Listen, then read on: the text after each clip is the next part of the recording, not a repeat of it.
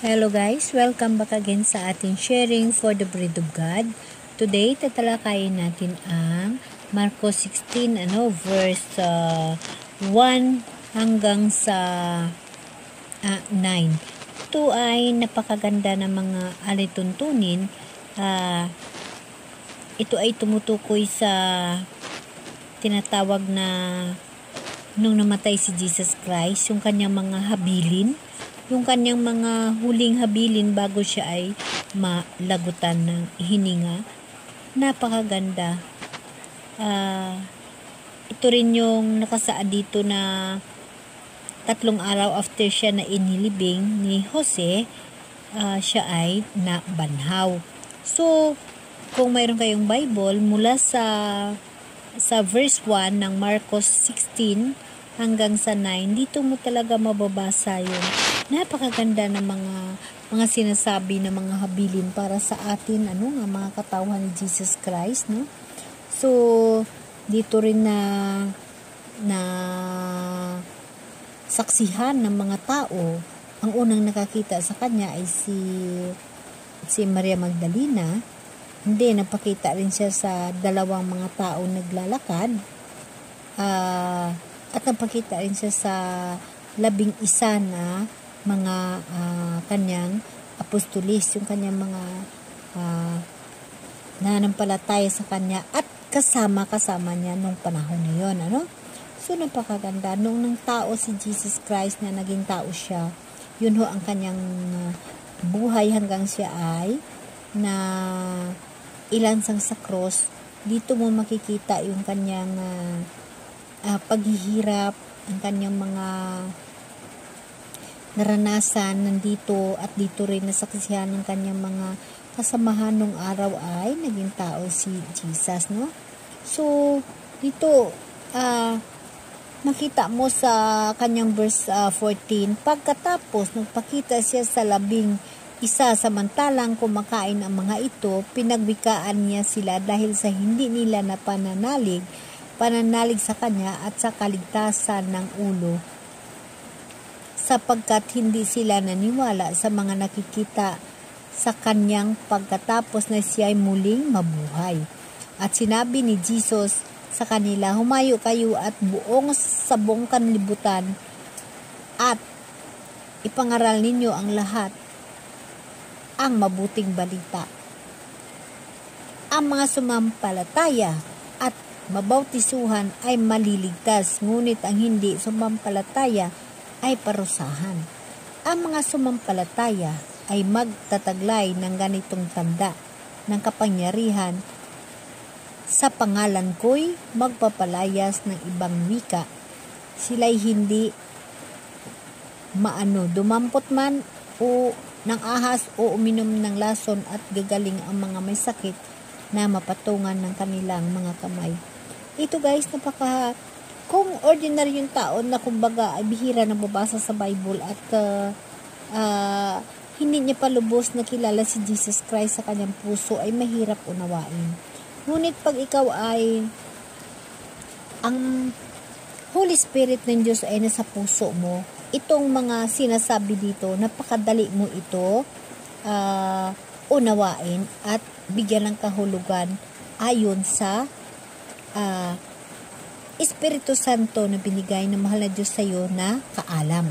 So guys, alam nyo ba na sa tao, ito ay aking sariling eksperyensya at sarili kong ibibigay ng share sa inyo. Hindi ho ako nagsishare ng mga bagay na hindi ko ho naranasan. Kasi ako rin ho, gusto ko yung aking kaluluwa ay makasama sa buhay na walang hanggan. Kaya nga ako'y nagsusumikap na mananaliksik ng salita ng Diyos upang mailigtas ang aking kaluluwa at kung sino pa ang nangangailangan ng aking dalangin. So, ang mga lahat na ito guys, bilang ako ordinaryong tao, napaka-bless ko dahil marami ho akong nararanasan, marami ho akong mga bagay na na-encounter ng mga himala mula sa mahal na Diyos, na iyon ho yung aking sinasandalan upang ibabahagi sa inyo dahil may katotohanan sa buong buhay ko na nangyayari o na nangyayari sa buhay ko. Kaya malakas ang loob ko magsalita ng mga bagay na yon dahil ay naranasan ko. Halimbawa lamang, itong sinasabing ang tanda ng kapangyarihan sa pangalan ko'y magpapalaya sila ng mga demonyo at magsalita ng ibang wika. At hindi sila dumampot man ng lason o ng ahas. Ito guys, ang mga bagay na mga ganito, napaka lalim, di ba? No? Halimbawa lamang sa aking buhay. Kaya ko ito'y sinishare yung sarili ko dahil na ito ay naranasan ko.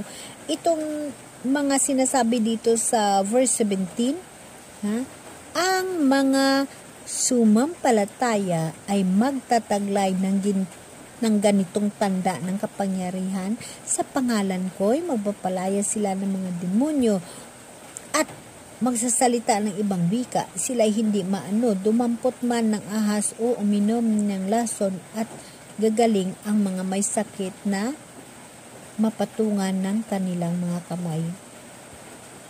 Ito naman guys, uulitin ko. Kaya ko inuulit-ulit dahil nire-recall ko yung mga nangyayari sa buhay ko. Itong nagsasalita ng iba't ibang wika, ito ho yung Holy Spirit ng prayer of tongue. So, itong prayer of tongue, nagkaroon ho ako nito. Ako'y grade 6 pa lamang. Kung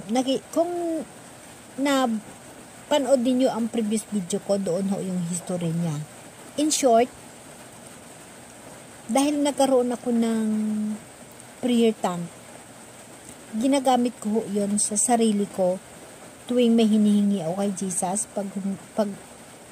Pag sa gabi, pag manalangin ako, hinihingi ko ho yun sa Kanya. Binibigay ko ho yun na way ko para makikipag-usap kay Jesus. At nung una kong natanggap po yun, ay nasa church ako nun. Nag-fellowship kami ng charismatic. So, may nag-interpret, may nagsalita nun. May nagpahayag nun. May umunawa nun. Isa sa sisters na kasama namin. So, hindi ko dati lubos maunawaan kung paano ko gagamitin yun. Ngunit hindi ko rin ginagamit dahil nasa sarili ko lang yun. Ginagamit ko yun tuwing manalangin ako, tuwing prayer ako kay Lord. Ginagamit ko yun. So, dahil mayroon ako niyan, yan ang armas ko. Yun ang ginagamit ko talaga sa sariling mga problema ko. Sa mga buhay ko nga, itong sinasabi na dumampot ng ahas o lason, sobra, mas mahigit pa ata ditong trial sa buhay na nangyari sa akin. Yung sinasabi na uminom ng lason, di ba napakalalim? O kahit tawakan mo ang ahas, hindi ka maano. Sa problema sa trial sa buhay ko na nangyari, masasabi ko nga, mas mahigit pa ata dito. No? Mas mahigit pa dito. Pero, hindi ho ako naligtas ho ako. Kung ano mang yung bagay na yan, darating ang araw na akin rin yan sasabihin. Pero sa ngayon, hindi pa. Kasi, kumbaga, ang pananaliksik ko ng mga salita ng Diyos ay binabase ko sa mga nangyayari sa buhay ko. No? So, okay. Sorry. So, itong prayer tongue, nagamit ko ito sa ibang tao. Nagamit ko ito. Ito ay realidad, totoo nangyari sa buhay ko. At nangyari ito. One time, nasa kabilang buhay na nawa yung kanyang kaluluwa, yung mother-in-law ko. The time nang dumating kami ay talagang nag-aantay na lamang siya ng kanyang oras, kumbaga. Marami kami doon. Kami ang pinakahuli na dumating. So, nakahiga siya. So, dahil na sinusurrender na namin lahat yung kanyang sitwasyon, lahat kami ay nanalangin. Ngayon sa aming panalangin, kanya-kanya kami kasi iba-ibang templo ang nandoon. May templo ng Iglesia, may templo ng Baptist, at ako ay Katoliko. So, tatlo. So, hindi kami sabay-sabay na nalangin. Kanya-kanya kami panalangin para sa pag-surrender ng aming may sakit. No? Ako yung pinakahuli. So, habang ang aking ginawa, yung aking kamay ay pinatong ko sa kanyang ulo. No? Kaliwang kamay ko, pinatong ko sa kanyang ulo. Kasama ko nun yung aking tatay ng mga anak ko. No? So, nang pinatong ko yung aking kamay, ang aking isang kamay ay nasa taas yung kanan. Nang ako'y nanalangin, pumasok sa dila ko or nagamit ko yung prayer tank na hindi ko mapipigilan. Nagsasalita ng prayer tank yung aking mga bunganga. So, siyempre maraming tao doon at iba-iba kaming templo. So, dahil na ang mister ko nandyan, habang nagsasalita ako ng iba't ibang lingwahe, ang mister ko, after na kami na dasal, sabi niya sa akin, "Ma," sabi ko kay Lord, "pigilan ka na." Nahinto ako. Kaya pag sabi niya daw na pigilan ako, nag-stop daw agad yung aking pananalita ng prayer tank. So, ibig sabihin, walang may nag-interpret ng panalangin ko na yun. Pero ako, mismo yung nakahimlay na nakatawan ng aking mother-in-law, nagtakaho ako. Kasi, yung kamay niya, halos hindi niya yun mabuhat. Nang hinawakan ko na siya, na kakausapin ko na siya, kusa niyang binuhat ho yung kamay ko. Pagbuhat niya ng kamay ko, kusa niya ho ginaguide na mag-sign of cross. So, yung mother-in-law ko is, siya, nabaptize siya muli sa iglesia. So, kusa niya ho naging guide yung aking kamay na mag-sign of cross siya. Walang pumigil na kahit sino doon sa pamilya na attend nung araw na yun. So, ngayon ko na pagtanto na realize na ang prayer tank na lumabas nung oras na yun, siya yung umintindi. Sa kanya ho pumunta ang Espiritu Santo upang magbalik loob sa mahal na Diyos, nag-sign of cross. So, in this time, ngayon ko rin na-realize, ako mismo, sa sarili ko nagtatanong, yes, ako ho ay talagang nagsa-sign of cross, ngunit dahil sa pananaliksik ko sa mga Bible at sa pagpakinig ko ng iba't ibang klaseng pagtuturo, ako'y naghahanap ng katiyakan. Kung bala, igagamit ba ako ng sign of cross o hindi? Ngunit, kusa itong pumasok sa isip ko na naalaala ko yung mother-in-law ko noon.